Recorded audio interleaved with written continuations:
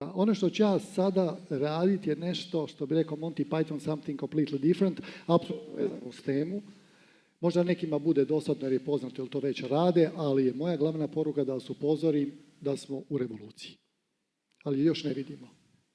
Ona se zove umjetna inteligencija, posebice generativ umjetna inteligencija, koja je u zadnjih 1,5 dana uistinu poremetila sve ono što i kako radimo. Ja ću kroz nekoliko primjera pokazati, pokušat ću upozoriti na rizike kojih ima, ali vjerujte mi, ovo bi trebalo trajati jedno par sati, što ja inače radim kad radim to kod klijenata, no danas ću u 20 minuta pokušati sažeti ono što je najvažnije. Tako da se ispričavam one koji znaju, kojima je poznato o čemu se radi. Ja sam ovdje danas kao zastupnik tvrtke Gartner, koju predstavljam u ovoj regiji već 25 godina, koja ono što radi je zapravo daje preporuke, analize i savjete o korištenju i pametnoj primjeni tehnologije u poslovanju. To je sve što ću reći o Gartneru. Međutim, ono što je bitno, ja nisam analitičar i nisam autor slajdova koji su moji kolege uradili, zahvaljujući svom iskustvu i znanju. Ja danas samo interpretiram ono što su oni napravili, jer mislim da su važne poruke. Mali disclaimer. Dakle, šta je umjetna inteligencija? Zašto je stvar komplicirana? Zato što je to cijeli niz tehnika koji postoji već 60 godina, čime se znanstvenici bave. I rješava gomilu problema, vrlo zanimljivih, nekad vrlo teških, tehničkih, inženjerskih problema. Ono što se dogodilo za zadnje vrijeme, da te tehnike i tehnologije silno napreduju u zadnjih 10 godina i ulaze u ono što mi zovemo front office, ulaze u život. Vama su sigurno bliske ove dvije, computer vision i language processing. Machine learning je malo zahtjevniji, ali ove dvije su trivialne. Radili ste Google Translate pa ste se smijali prije 3-4 godine kako glupo prevodi neke rečenice, fakat. Danas je to već vrlo ozbiljno i sasvim dobro radi. Computer vision je bio katastrofalan prije 10 godina i u testovima je bio puno lošiji od čovjeka. Danas je jednako dobar ili bolji u prepoznavanju slika i on je osnova za autonomna vozila, gomilu aplikacija u facial recognition, analizi ljudi, identiteta, pokreta i onoga što se radi oko nas. Dakle, zašto moramo razumjeti? Ovo je dovoljno da znate što radi umjetna inteligencija.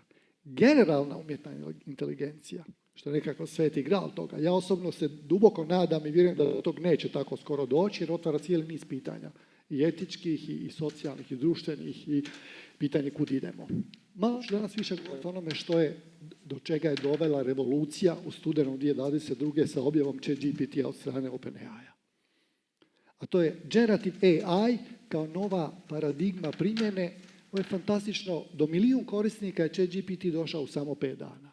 Što pokazuje da se nešto dogodilo. Znate kad ono dogodi se hype, a ne znate zapravo šta se je dogodilo. Srećko je spominjao točku preokreta, obožavam Gladwella i to njegovo, da ne znate zapravo šta. Kad dođem ja danas na stage, vama je trebalo 5 sekundi da stvorite mišljenje o meni. Gladwell o tome piše. O tim sekundama i trenucima. Šta se dogodilo sa ChatGPT-a? Ovo je eksplozija upita na Gartnerovom web sajtu kad se dogodilo objava. Svi su krenuli na to čemu se radi. 170 milijuna ljudi je koristilo u prva 2 mjeseca cijelu ovu priču. Da vas pitam u publici, tko nije koristio ChatGPT? Znači, svi ste koristili. Ako niste, morate. Dobijem ovako jednu ilustraciju.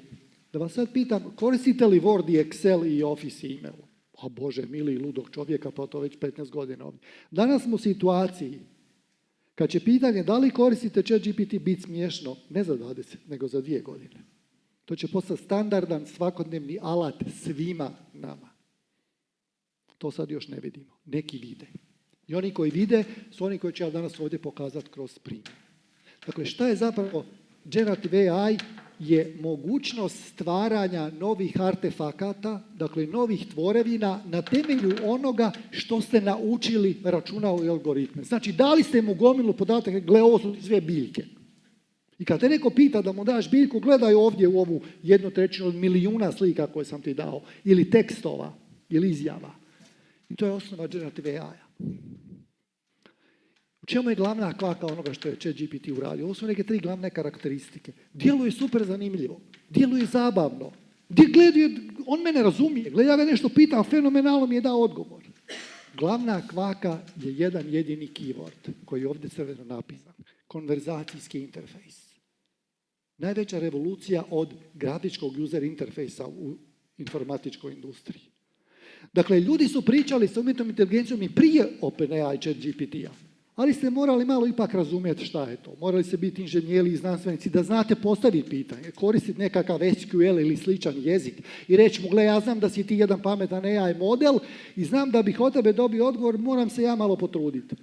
OpenAI je rekao, hajmo mi pustiti sve ljude, obične smrtnike, da pitaju pitanje u svom jeziku, a mi ćemo se potruditi da to pitanje pretvorimo, da ga razumije AI i da mu vrati odgovor. I tu je nastala revolucija. I onda ste rekli, zašto ne bi ja to mogao raditi? Možete, naravno.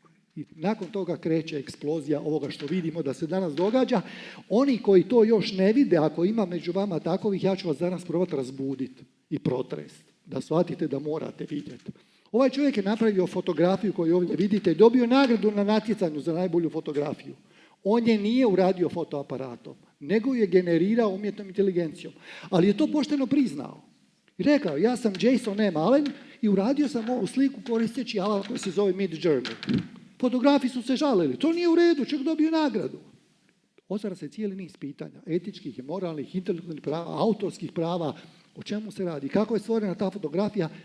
Alatu vi kažete što biste željeli. Zamislite sad ovo. Dakle, vi kažete nekomu ili nečemu, kako mu kažete? Kažete mu, recimo, napišete na vašem mobitelu ili na vašem računalu, daj mi, molim te, sliku na kojoj se vidi, evo, gospođa Weber i Ivan Maglić kako su na nekoj konferenciji na koktelu i piju šampanjac. Vjerujte mi, dobit ćemo sasvim solidnu sliku. Pa me žena pita, sad opet Sireno Weber na konferenciji. A gle, nemam pojma. Kad vi napišete prompt, dobijate rezultat. Taj rezultat može biti tekst, može biti pjesmica, može biti esej, može biti knjiga, može biti slika. Morate to isprobati. Ovo je 5 vodećih aplikacija umjetne inteligencije koji generiraju sliku. Imate one koji generiraju tekst. Ovo je kratak rezime za šta se danas koriste. U pravilu za media content improvement, za marketing da poboljša sadržaj, da radi nove artefakte. Gle, imamo ti konferenciju za 2 mjeseca i pričat ćemo malo o ovom ESG, kako se to zove, environment, sustainability. Daj mi složi mi on nekakvi onako talk track da to lijepo zvuči. Dobit ćete fantastičan feedback. Puno bolji nego ono, sjednete sami pa 2 sata razmišljate pa nije baš dobro. Ali ono što dobijete morate razumjeti da li je dobro i modificirati za svoje potrebe. Tu je glavna kvaka. Ući ćemo u drugu zonu problema gdje će ljudi reći ovo je fantastično, svi bi to trebali koristiti. Ono što je problem, uprave i CEO-ti su ovo prepoznali. Vrlo brzo nakon objave, jer su probali sami doma i onda su rekli ljudima, gle ljudi, ovo je ozbiljna stvar. U zadnjem kvartalu prošle godine smo radili jedan veliki survey sa CEO-tima, preko 400 ih je sudjelovalo i preko 30% njih je radilo reviziju poslovne strategije. Velikim dijelom zbog ovoga. Slušali smo prvi panel danas kolege iz ovoga koji su govorili o tome kolika je važna poslovna strategija, da se ona jednom godišnje revidira. Ovo su razlozi kao što je rat u Ukrajini, kao što je problem sa supply chainom, kao što su problemi koje vidite i ovo je razlog da vidite šta to znači za našu industriju, za nas, za našu organizaciju, za naše ljude. Pa su rekli ovako, sada, nakon nekog vremena, 74% njih misli da će u naredne 3 godine ovo imati signifikantan utjecaj na kompletno poslovanje. Na svaki sektor, na industriju, na učinkovitost i na ljude. Što ih najviše brine? Privacy concerns. Što je neka kolegica jedna na panelu pričala koliko su para uložili, pa je ispalo da baš to ne bi smjeli raditi. Otvorit će se jako puno problema sa Gen AI aplikacijama. I u kontekstu primjene podataka, privacy zaštite, GDPR-a i ostalog, ali morate naći načine što će biti feasible. Koje od tih ideja koje će napast na pamet će biti izvedive. I na vama je da motivirate, stimulirate vaše ljude da dolaze s idejama primjene umjetne inteligencije i da od 20-30 ideja izaberete 2-3 koje će biti fantastične. I da budete oprezni da ne trošite pare na one koje će biti bacanje novca u vjetar, toga će biti jako puno, pokazat ću to malo kasnije. U pravilu su to customer facing funkcije koje su prepoznale da na jedno mogu koristeći ove alate puno bolje i brže iskomunicirati prema klijentima. I skratiti vrijeme kojim to rade, smanjiti troškove i ubrzati edukaciju svojih ljudi. Kratak podsjetnik šta se sve događa. Gomila stvari. Dakle, generative AI i AI alati rade sve ove stvari. Samo je na nama da prepoznamo što to znači u konkretnoj situaciji onoga što ja radim na bazi dana. I to se svatko od vas treba pitati. Evo par primjera. Imam u Gartnerovoj bazi imam trenutno preko nekih 180 primjera kroz nekih 14 industrijskih vertikala. Banking, insurance, manufacturing i tako dalje. Klarna je švedski fintech koji je shvatio šta je donio ChatGPT, koju revoluciju donosi generative AI. I uradio u suradnji baš sa OpenAI svoju prilagođenu aplikaciju gdje njihov sustav korištenjem ChatGPT alata komunicira sa konzumerima, sa customerima. Koji kažu, gle, ja bih kupio slušalice. I ovaj krene s njim u razgovor i ponudi mu najbolje za njegov budžet, za njegov preferencijal, koju muziku sluša, zašto bi htio. I ovo su fascinantne brojke. Dakle, 2,3 milijuna konverzacija, 2/3 rješava ovaj alat. Umjesto ljudi. Klarna je objavila koliko ljudi će moći otpustiti zbog ovoga, pa su onda ljudi rekli nemoj sad baš to objavljivati jer nije ideja Gen AI da otpuštamo, nego da im pomognemo da budu bolji, brži, efikasniji. Vrijeme koliko oni ovdje računaju, da ću vam poslati koga bude zanimalo, neka mi se javi, koliko uštedu vide.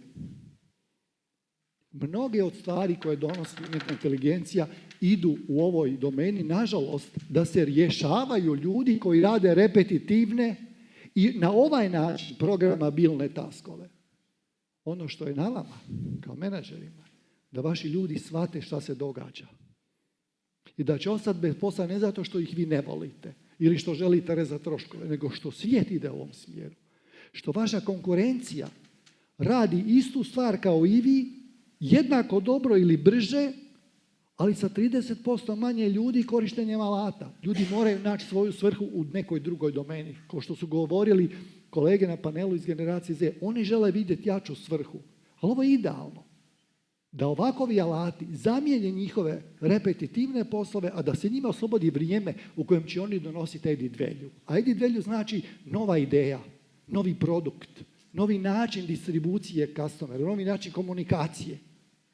Imamo problem da je te stare generacije, moji roditelji pa i moja, zaposli se u firmi i do penzije tamo. Danas ne da niste u istoj firmi, nego niste u istoj industriji. Radite potpuno druge stvari. I to ne u 10-godišnjem time frame-u, nego u 3 godine. Jer se zbog ovoga svijet oko vas drastično mijenja.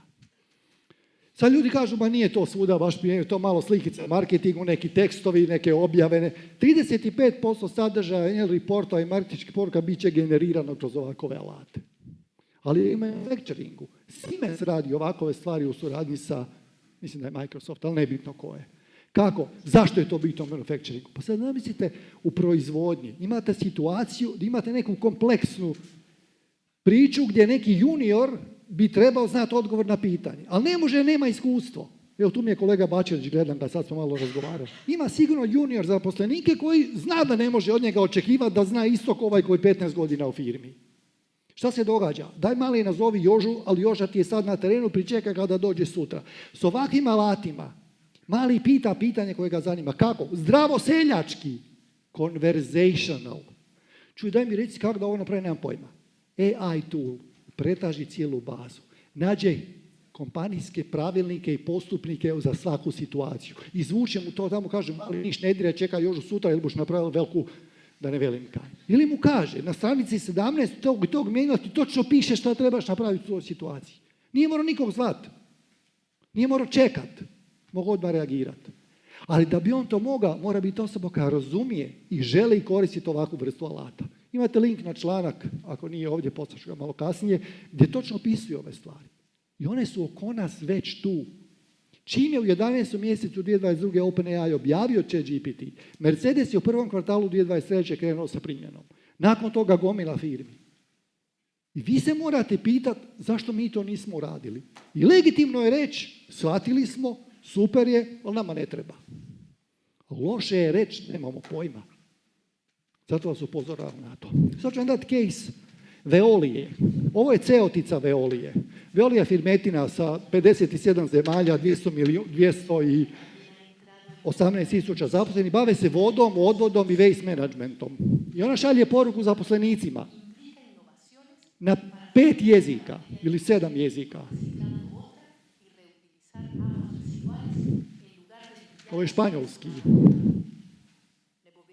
češki, pa je onda talijanski i kineski. Normalno da žena ne zna te jezike.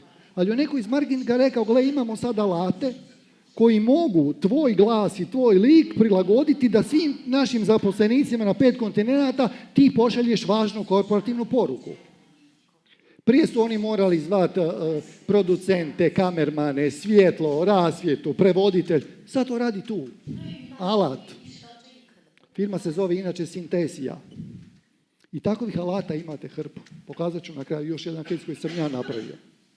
Koji sam laik u tom struci. Jest taj moj background inženjerski, ali to su novi alati s kojima ni ja nisam radio. Ali su toliko pristupačni da je užasno jednostavno. Evo vam još jedan fun fact ili alert. Jučer je ili prije 2 dana vijest o jednoj hrvatskoj firmici, zove se Pitagora.ai. Jedna mlada ekipa, naš jedan dečko napravio, kaže sljedeće. AI tool s kojim pričate i on vam generira website. Nemam pojma kako radi. Uglavnom vi mu kažete, htio bi sad preko koji ću prodavati čarape. I ovaj krene slagat kod, slike, grafiku, pričate s njim i dobijate rezultat. I te stvari morate razumjeti kud idu. Naravno da to ima svoje rizike, ali ima i prednosti. Većina uprava trenutno više je sklona tome da prepozna prednosti nego rizike. No, neki test rezultati govore koliko su brži ljudi koji koriste GenAI i koliko je kvalitetniji output. Ali je važno da razumijete da postoje rizici i način kako ljude educirati. Znači, ideja GenAI je da ti pomogne u onom prvom koraku kad radiš from the scratch, da ti napravi nekakav temelj i okvir, a da ti onda iznad toga gradiš. Da bi gradio moraš znat. Znači, bitno je znanje i bitni su ljudi. Ovo je projekcija Goldman Sachsa, koje profesije se očekuje da će ovakva vrsta alata dugoročno zamijeniti. Pa vidite ovdje, sivo je u likely replacement. Administrativni office poslovi i legal. Ako ima nekog iz legal, neka dublje malo pogleda zašto, ali očito postoje neki razlozi. No, ovdje je samo jedna napomena. Više od 100 milijuna ljudi će koristiti ovakvu vrstu alata. Dakle, kad sam vas pitao koliko vas koristi Word, Excel i ostalo, isto je pitanje koliko vas koristi na bazi dana ChatGPT i slične alate. Pogotovo one inačice koje se malo plaćaju, pa imaju još neke dodatne funkcionalnosti koje su strašno zanimljive. Kao što je primjerice sumarizacija dokumenta kojeg mu date. Kažete mu ChatGPT, daj molim te uzmi ovih 200 stranica PDF-a pa mi izvuci 3 najvažnije stvari. I ono to uradi za 38 sekundi. Ono što mi predviđamo da će se događat će se ta, mi to zovemo augmentacija, odnosno poboljšanje ljudi. Pametni ljudi će shvatiti da korištenjem ovih alata mogu biti puno kvalitetnije osobe i raditi svoj posao puno bolje. I probajte ljude to naučiti. Da ne gledaju te alate kao nešto što će ih u potpunosti eliminirati, nego što će ih poboljšati kao osobe na tržištu rada. Stvarat će se nova zanimanja. Ovdje mislim da je napisana ilustracija. Ako imate često ove svađe, medicinska sestra, pa ne može ona raditi trijažu, ni ona liječnik. Kaj će ona dozvoljava? Brate mili, da sam ja u nekoj kritičnoj situaciji, ne mogu čekati doktora 2 sata da dođe iz kirurške sale, aj sestro, reci ti šta treba, bolje nek da krepa. Ta medicinska sestra sa ovakvim alatom, ona na jednom postaje nešto što je vrlo blisko liječniku. Možda nije još doktor, ali brate mili, kad ima ovakav tool koji može dati brz odgovor, prijedlog, reakciju, može i uslikat sliku pa pitat šta da radim s ovim osipom i dobit će odgovor od AI-a. Dakle, stvari su uistinu fascinantne. Ovo je jedna analiza Mehiza koja govori koliko u ovoj našoj informatičkoj inženjerskoj struci, inače kolega iz Gen Z-a sa Rearmom, oni rade neke takve stvari gdje pomažu da brže razvijate kod i aplikaciju.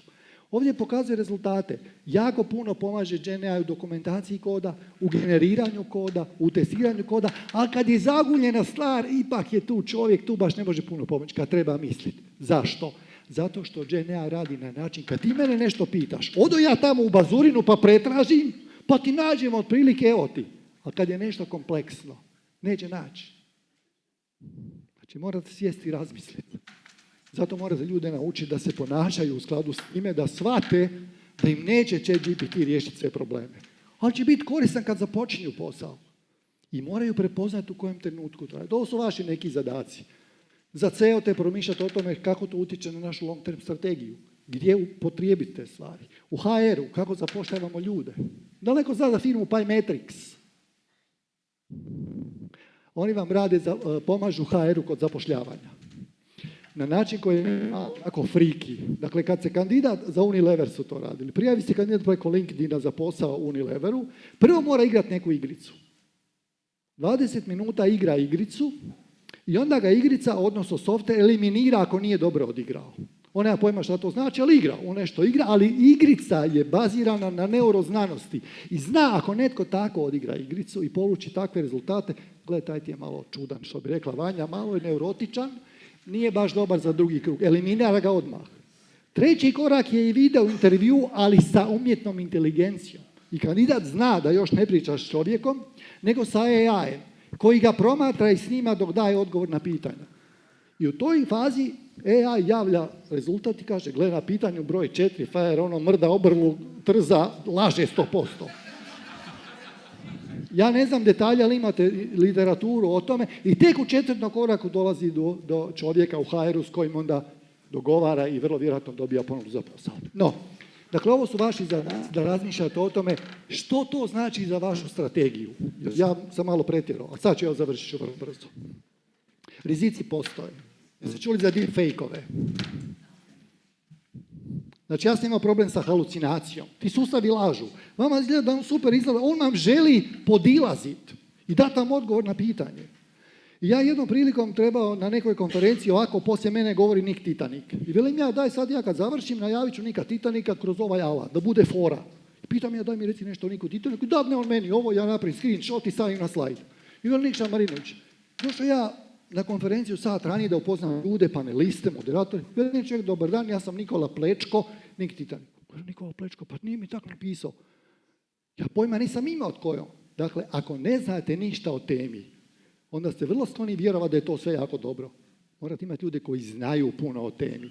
Onda im ovo služi kao alat da budu brži.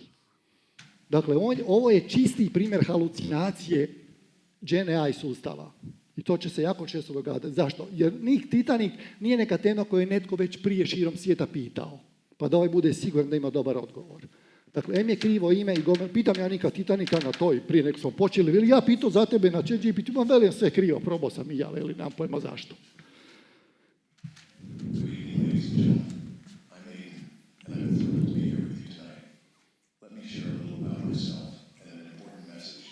Aiden ne postoji. On je potpuno generiran alatima umjetne inteligencije. Glas, facial movement, tekst, ovdje su navedene firme koje su sudjelovane na tome. Dakle, budite oprezni. Sutra može netko vaše lice na isti ovakav način fingirati da govorite neke stvari i dajete nalog vašem CFO-u da plati par milijuna eura nekome. No, bez obzira na sve i dalje je pozitivna klima. Dakle, ljudi misle i apsolutno vjeruju, a i ja sam uvjeren. Ovo je jako zgodno vidjeti kolika je promjena da će upravo ovi alati iz AI-a bitno utjecati i imati utjecaja na način kako živimo i radimo. Taj postupak se jako mijenja. Od prošle godine do ove je ogroman skok. Jer sve ovo o čemu ja govorim događa se svaki tjedan. Spomenuo sam ove naše Pitagoru, to je bilo prije 3 dana. Svaki dan ćete vidjeti neki novi primjer ovakvih stvari. Nažalost, morate ih pratiti. Ili vi ili netko unutar kompanije. Kažu da će firme imenovati, mislim da imamo ovdje, imenovat će Chief AI Officer. Tokom naredne godine preko 25% svjetskih kompanija. Toliko je ova disrupcija važna. Vanja me već gleda, Izabela me već gleda 5 minuta, jel? Evo, ja ću, dakle, nekoliko poruka. Budite oprezni jer će biti jako puno projekata koji će biti totalno bezvezni. I budite spremni reći, gle, ovo je glupo. To kad se zove AI ne znači da je super ideja. I tu ćete imati probleme sa vendorima koji će vas napadati. Ovo je super, to bi trebali, jel to svi rade? Dakle, koristite common sense. I prepoznajte od 10, 20, 30 ideja i projekata, neki će biti fantastični. Velika većina će biti, nažalost, u ovoj domeni. I za kraj, dakle, odnosno poruka je, pokušajte uvesti disciplinu u kompaniju da vas ne zavede najseksi demo ili priča koja je bila super cool. Vidjeli smo kod Maglića onu ženu u Ceoticu koja je priča na 5 jezika, kaj bi mi mogli snimiti. Možda bi, možda ne bi, možda je besmisleno. Evo, ja se ispričavam i za kraj ovo sam uradio ja kao laik prije preksinoć u Zagrebu, da vas pozdravim sa zadnjim slajdom. Ne, molim samo da mi pusti kolega zvuk ovdje. Video. Dragi sudionici, hvala vam na pažnji i prilici da vam prezentiramo mogućnosti generativne umjetne inteligencije. Hvala vam lijepo. Gospodine Maglić, nemojte pobjeći, ja bih iskoristila priliku, jedno pitanje ipak pitanja. postavila. Imamo, evo niste spomenuli negativne strane kao što je velika potrošnja energije. Osim ugljikovog otiska, procjenjuje se da nema dovoljno energije za široku primjenu AI-a. Kao i svaka tema i ova ima koji nuklearna fuzija i fizija imaju svoju negativnu stranu. Vidjeli se deepfake koji sam samo kratko napomenuo, ima gomila drugih primjera. Ovo s energijom je isto malo upitno. Baš čitam prije 2 dana članak koji usporedi koliko troši vode, hlađenje ovih svih uređaja, pa su to usporedili sa potrošnjom vode u Nebraski gdje farmeri potroše za uzgoj krava, koji je nekoliko desetaka puta veći. I ovdje je takva situacija, iako je činjenica da su kapaciteti i energetski i računalni za ovo sve o čemu govorim enormni. Može pitanje, da. Dakle, uistinu jesu, ja ne mogu dati odgovor na ovo pitanje, ali čim se ulažu milijarde dolara u to, očito je tu da ostane. Dakle, naći će se način gdje će svaka nova generacija trošiti manje energije, biti bolja i efikasnija. Recite, kolega. Ivane, Danko Bačelić pita, za visoke tehnologije treba nam imati obrazovane zaposlenike. Moje pitanje glasi, za ovako visoke tehnologije koje galopirajućim trendom i ulaze u naše živote i u našu stvarnost, moje pitanje glasi da li se naš obrazovni sustav prilagođava ovim trendovima i da li mi, poduzetnici, možemo očekivati podršku obrazovnog sustava kroz određeno vrijeme da bi mogli te visoke tehnologije implementirati u svoje poslovne sustave. Hvala puno. Pa ja mislim ovako, neće se tu puno očekivati, mijenja se obrazovni sustav. Znači, gledam kolege i na FER-u i ostale, prate oni to. Nemoguće da to isprate dinamikom kojom ta tehnologija ide naprijed. No ono što je dobro, generacije Z uče u hodu, uče kroz TikTokove, uče kroz... Dakle, dobit ćete ljude koji će sigurno imati takvu, oni su digital natives, oni su digitalni domoroci, njima je to prirodno. Tako da to neće biti problem. Više ima drugi problem. Vi ćete te mlade koji znaju, znači on kaže, ja non stop radim sa GPT-em. I daćete mu zadatak kao onom programeru kojem treba 5 dana da napravi, on će uraditi, ali neće raditi. Jer sirota ne zna, jer je pogriješio na par krucijalnih mjesta. Iskusan programer će reći, ja znam to raditi, ću dati GPT-u da mi napravi jedan dio koda da bude malo brži. Ali ću ja to uklopiti u smislenu cjelinu. On zna sve sa GPT-em, ali ne zna kako to uklopiti u cjelinu i šta je zapravo poslovni rezultat. Njega ćete morati učiti šta je biznis. Zašto smo mi tu? Šta naši kupci zapravo žele? Aha, sad kužim. Sad kad si skužio, sad probaj to svoje znanje primijeniti da dobijemo to što zapravo želimo. Tako da ne mislim da će biti problem da li će oni brzo razumjeti tehnologiju. To nije puno bolje od nas. Oni već sad doma, vjerujte mi, klinci između 12 i 18 godina koriste ChatGPT na bazi dana. No, oni ne pišu zadaće bez toga više. A nas to čeka kroz par godina.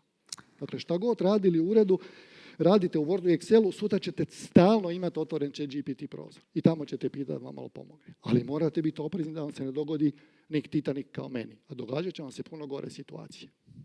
Evo, gospodine Maglić, hvala vam puno. Bilo je još pitanja, pa se nadam da će vas zaustaviti u pauzi za ručak da na njih i odgovorite. Hvala vam puno.